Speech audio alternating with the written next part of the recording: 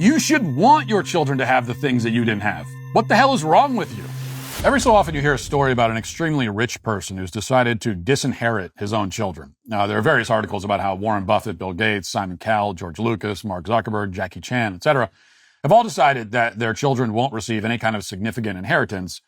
And of course, it's easy for rich people to set up various trusts and LLCs that funnel large sums of money to their children, even if their children technically don't get any direct inheritance. And there's obviously no way to verify any of these pledges and whether they're carried out or not, since all these rich people are still alive. That said, there's a clear trend here that's impossible to ignore. At a minimum, it's now highly fashionable for prominent people to say that they are disinheriting their own children. The latest example comes from someone named Tony Hawks, who is apparently not the skateboarding legend Tony Hawk. Instead, Tony Hawks is described as a British comedian.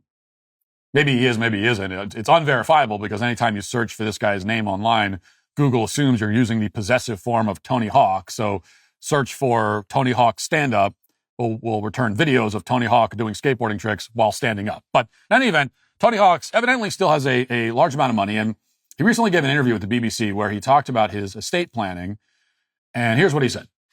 My interest in this may have come from the fact that for some reason my father, I had one brother, he said to both of us, I'm not going to leave you anything. And I thought that was rather interesting. It didn't seem to bother me at all. My brother, he wasn't so keen on the idea, but he told us and we knew. And so we had to go out in the world knowing that's what was going to happen. A lot of people say, well, look, it's so hard. It's so hard. You've got to help your children. I can't get it out of my head. What about all the children that won't get anything at all?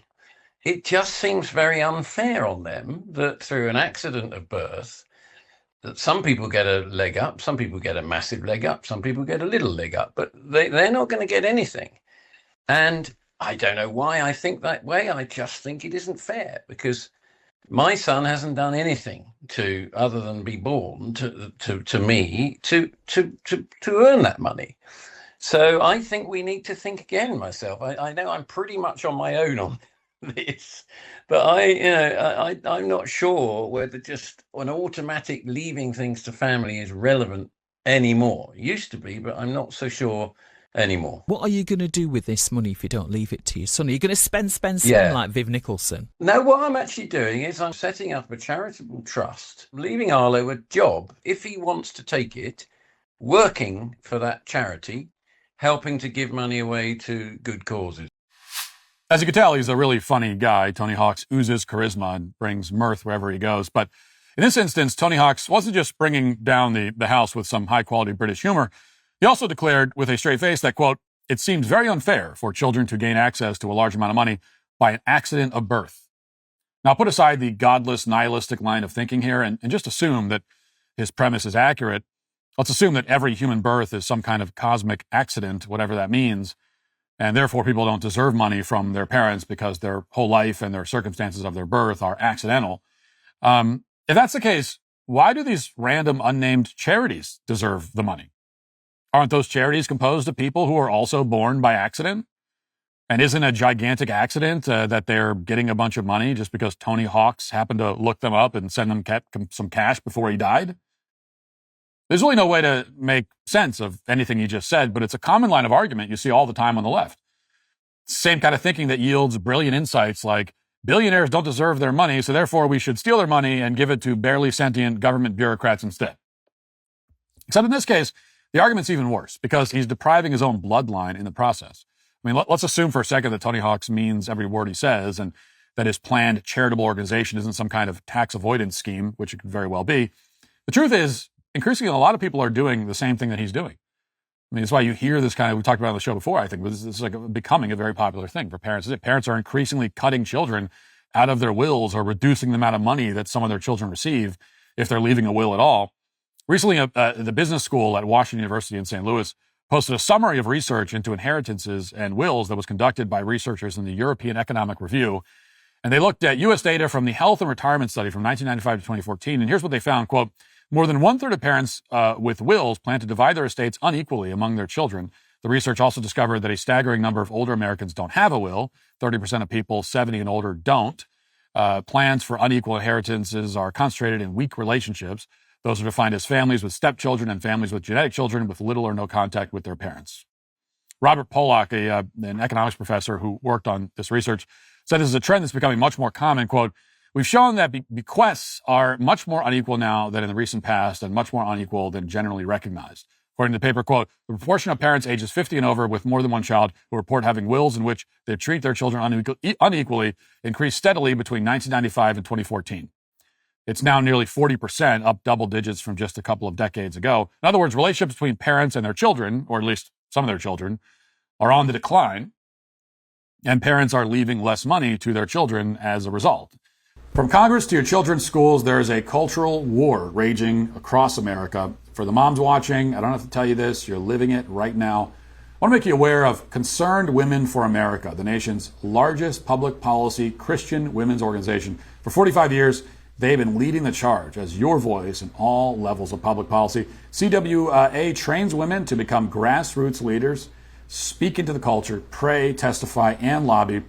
From their Young Women for America collegiate chapters to moms, professionals, mature women, the most influential women's organization in our nation, the issues they confront are not going away. And this is your chance to step in, to speak up, shape what your daughters will inherit. CWA is here for that moment, and they help women like you turn conviction into clarity and clarity into action. I'm asking you to support their efforts today for a donation of $20 or more. You'll get a copy of their new book written by the CEO and president, Penny Nance, A Woman's Guide, 7 Rules for Success in Business and Life. This book is an incredible gift for any young woman graduating or beginning her professional journey. Go to concernedwomen.org/Walsh for your copy today. Again, that's concernedwomen.org/Walsh. And in many cases, they aren't leaving wills at all, leaving children to fight over the money in court, which is just an extremely irresponsible thing. I just don't understand, especially older parents who you haven't bothered to make a will. You're just leaving your family to deal with this. Incredibly selfish. They're finding other uses for the money that they've saved, from spending it on themselves or donating it to charity, as Tony Hawks claims he's doing. What this means is that we're living in the first generation in American history and world history that is just disregarding the concepts of legacy and birthright on a large scale. This is not the only evidence of that. We see many other cases, but this is one symptom of this problem. For millions of Americans, it's becoming an appealing prospect to make their children's lives more difficult, all for the benefit of complete strangers. That's the fair outcome, says Tony Hawks. Better to give random nonprofits a leg up or help other people's children than your own children, because your child didn't earn it. Even though, again, the people that you're giving the charity to and the people that the charity is giving the money to, they didn't earn it either. And this is the kind of madness that you hear almost exclusively among boomers. I mean, these are people who grew up in a very different economy, one where young Americans weren't competing against millions of foreign nationals for entry-level jobs, and where the government wasn't constantly printing money and devaluing every dollar they earned. To use Tony Hawks' term, boomers benefited from an actual accident of birth, which is that they spent their working years in a country that's now unrecognizable. And now, as we've seen so often, they're pulling up the ladder, which is indefensible. And to be clear, it would be indefensible even if the economy hadn't changed in the ways that I just outlined. Leaving your fortune for other people's kids, but not your own, it's the weirdest kind of selfishness. It amounts to spite and resentment towards your own bloodline. And I will just never understand this kind of thing. I'm not even 40 yet, and despite appearances, and already one of the main things that drives me in life is the desire to leave a legacy for my children. And that desire seems to be less and less common. I made this point on X the other day, and one of the top replies, a comment with over 200 likes, is from a boomer woman who said, "No, boomer here, I plan to spend every dime!" Exclamation point. This is a popular attitude these days. It's like insanely, gratuitously selfish, but it's a very popular attitude. It would have been totally alien to your grandparents, this attitude. I'm going to spend every dime so you don't get it. Your grandparents did not have, and you as a boomer, you benefited from the fact that your parents and grandparents didn't have that attitude, but you do. And their grandparents didn't have that attitude, and their grandparents didn't, on down through the ages. Leaving a legacy, making sure that your children are wealthier and more prosperous than you. This should be one of your main focuses in life, and especially as you get towards the end of your life. This should be one of the only things that matters to you, is making sure that your children. So when this ridiculous attitude that you hear from some parents and older parents when they say, well, I didn't have this, I didn't have it, so you shouldn't have it. You should want your children to have the things that you didn't have. What the hell is wrong with you? Protecting your child's birthright. These are the things that motivated our ancestors, drove them to achieve incredible things and build the civilization that we all now live in. If our ancestors had the attitude that you had, that you don't get this because you didn't work for it, I want you to have to work. If our ancestors had that attitude, we would not have the civilization. We would not have any civilization. And now you have people like Tony Hawks and the boomer woman in my comments just tossing all that aside. It's insane. Totally insane. So I will make right now the opposite pledge. Okay?